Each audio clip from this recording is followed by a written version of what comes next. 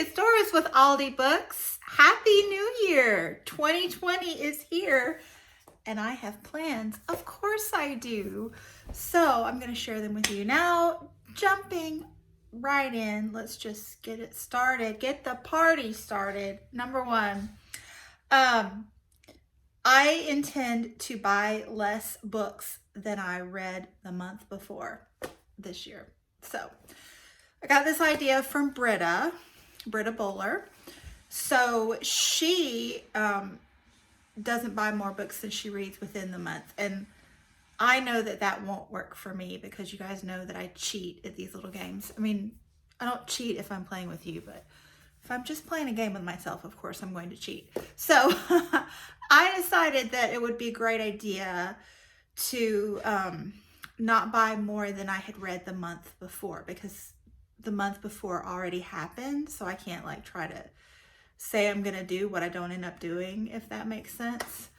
So I have a little page here. Let's see. Where did that page go? Oh, here it is. So I've already started with January. I read 22 books in the month of December. So I would like to buy less than I read last month. So do you see how the 22 is red? That's the danger zone. So technically I can buy 21 books and still meet this goal. Fingers crossed that I manage that, because I'm pretty sure I'm going to go to the used bookstore tomorrow and I'm darn excited about it. So there's that. I failed at this goal last year. Last year it was, I was trying to reduce by like 4 books a month, and we all know that didn't happen. So I started out 2019 with 237 books on my physical TBR and ended the year with 251. So that's not horrible. But I read a lot of books. It was kind of crazy. 222. No. What is that number? Oh, that's 22. 211. I read 211 books in 2019. I mean, crazy, right? So, sorry. I would feel comfortable having 200-ish, 211 books on my physical TBR. So I'm close. Maybe I will get there in 2020. But let me just shut up about that and move on with my life. So we can go to the gym, because, you know, January 1st. What in the world with the hair in my mouth? Okay. And the cat. Gabriel, what does the cat need? He wants to go outside.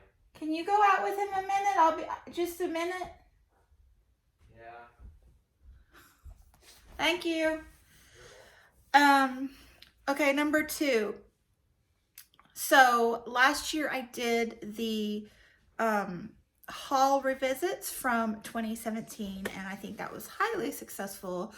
I liked reacquainting myself with those books from, 2 years prior, and I have read a lot of them. So there are 66 of those left in the Tower of Doom. There's a whole series where I went through these books. I think it was called the Tower of Doom Trials. There's 5 videos in that series, but if you want to watch them. But yeah, so I want to continue that because I found it highly helpful and you all found it amusing.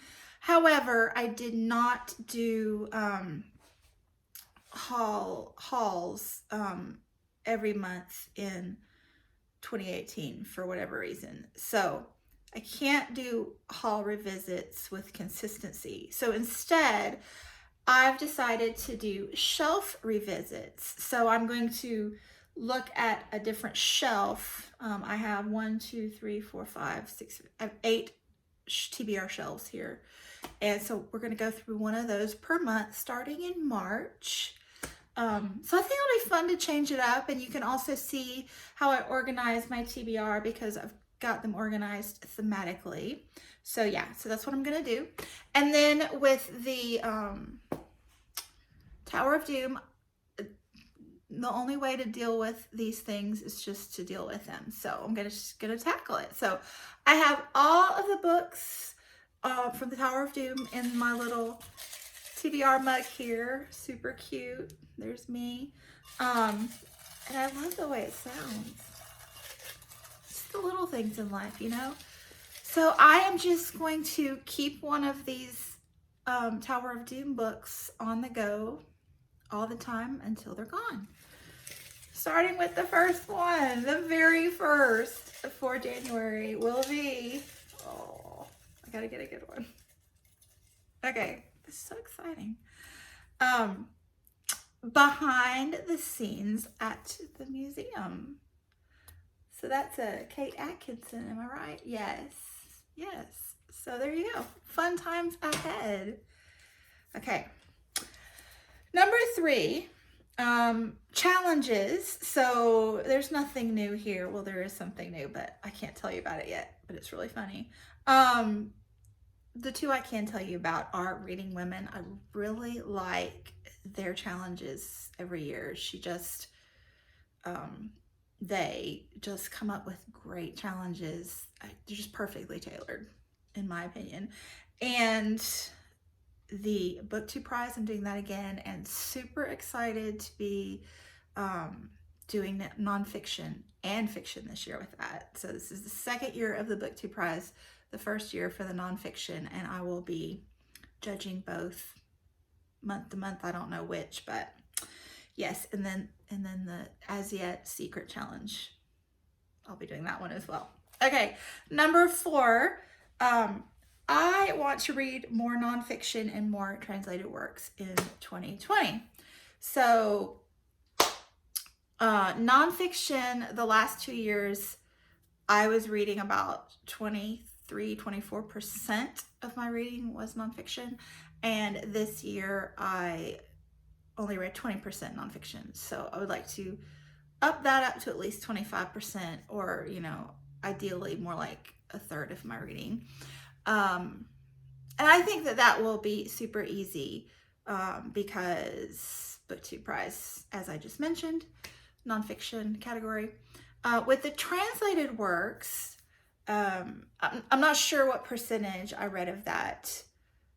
Previous years it was 10%, but I didn't track stuff. I fell off that wagon mid-year because when I tracked everything my first 2 years, it was really fun for me. I was into it, but you know, it wasn't fun this year, so I quit doing it because, you know, this is not my job. This is my hobby. So if it's not fun, I'm not gonna do it. But I do want to track my translated works. So I am going to use this grid again this year. So last year I did this, and this was the first year I did it, and it was super fun and awesome. So every square is a book. The blue ones are fiction, and the pink ones are the nonfiction. Hello, Nonfiction November. And then the months are initialed down the sidebar, and the numbers are how many books I read in any given month. So for example, March I read 27, but you know, I have a week off in March, public school teacher. And then August I read 10 that month. That was my lowest. Hello, public school teacher. So and then the boxes are books over 500 pages, because that was one of my goals last year, was to read a certain amount of nonfiction over 500 pages. So I am going to use the same format, but add in, just like I've put the squares for the over 500 pages, and that concept works whether it's fiction or nonfiction, obviously. I'm gonna add a little black dot.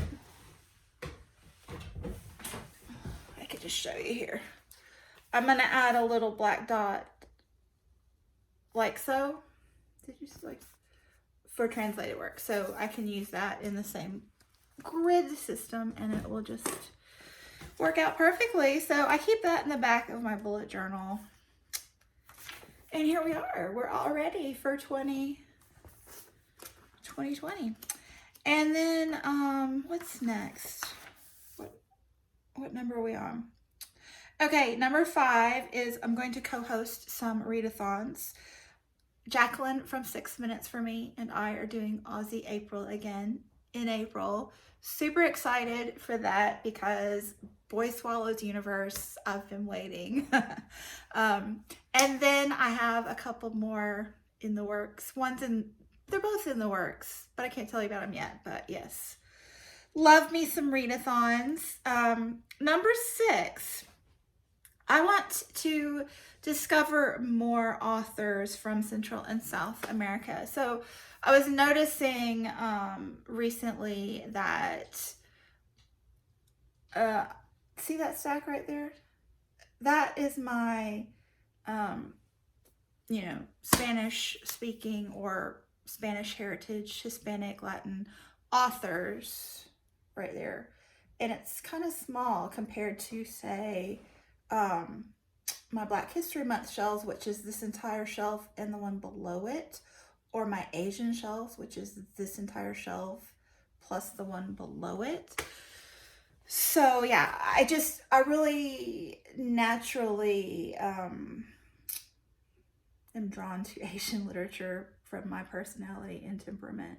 And then I just feel really convicted about reading African American authors, being a Southerner, and I have found lots of continental African authors through association. So those two categories come naturally to me. For whatever reason, I'm not reading as much of Central and South America. Also the islands and even, Spain and Portugal as well, being, influencers. So if you guys have some great authors or books that you'd like to recommend from, Spain, Portugal, the islands, Central, South America, etc., please recommend them below.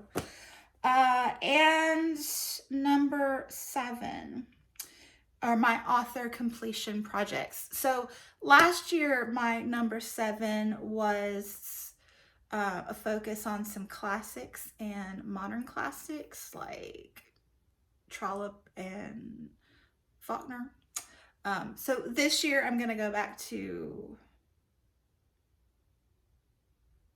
modern classics / contemporary. I have some author completions like Amy Tan, Sandra Cisneros, Khaled Hosseini, that I've read all of their works and I just love them. So authors that I'm in the process of completing are, and I feel like there's gonna be some more Jacqueline from 6 Minutes to Me, 6 Minutes for Me, buddy reads in this because I've been working on John Steinbeck for several years now, and I've hit double digits with him. Just 2 days ago, I think 2 or 3 days ago, I read my number 10 from John Steinbeck. So yeah, he has 31 books to get through. So I'm hoping to get to the halfway point with him. So if I'm at 10, I need to read 5 or 6 more to get there. Toni Morrison is one that seems like she's perpetually on my list and I don't make any progress. And I think that's because in my mind, I'm supposed to read her works in chronological order, which is not what I'm doing with Steinbeck or any of the others. So I need to either let that idea go and just read them as I acquire them, or I need to acquire the second and third so that I can start reading those. One of the two. But I've read one of hers, and there are, I think, 11 novels, and then her new nonfiction I do want to read, so 12. I'd like to get to 1/3 of her works, so I've read 1. I need to read 3 more. And then Barbara Kingsolver, she has 15 books that I'm interested in reading, and I've read 5. So I'd like to get to the halfway point with her. So that would just be 2 or 3 more this year. So adding those up together, that's about 10 books from those 3 authors that I like to work on this year. So yeah, I hope I didn't, my language didn't get garbled there at the end. I feel like I wasn't paying attention to what I was saying. Anyway, I guess we need to go run errands and then go to the gym. So yeah. Thanks so much for watching. I hope 2020 has started off well for you and that it's a great year for all of us. And yeah, I'll be back soon. Bye. Here's my TBR jar read, and there is my annoying guy. He won't even look at me. Oh, he sees something.